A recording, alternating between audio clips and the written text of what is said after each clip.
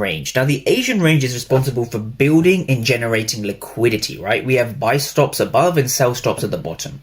So this is the Asian range high, which I'm going to label in red over here. And then the Asian range low is down here. So what we can see is price has taken out that Asian range low, right? Let me mark that out again so traders can see.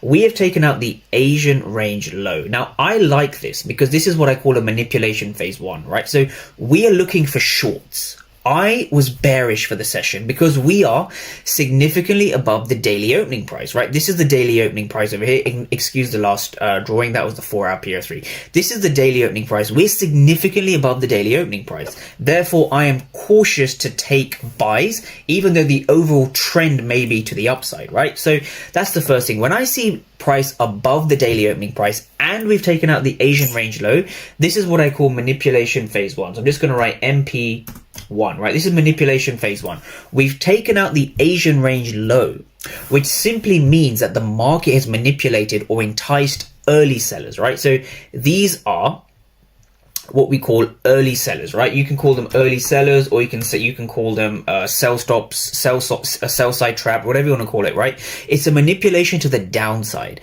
Now that we've come up to the upside, we don't want to be selling blindly, right? We want to use the confirmations to our advantage, right? This is one massive confirmation I use. It's understanding liquidity in terms of manipulation. That's the first thing. Now, the second thing to understand, and I've spoken about this in previous videos, right? This was Monday's high.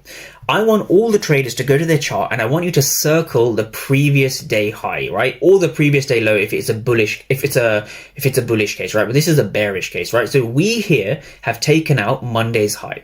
Now, this is Monday's high over here, and I want traders to just draw a second kind of line this way. And so we have taken out, this is what we call the PDL, right? Previous day high sweep, right? PDH, right? Previous day high sweep.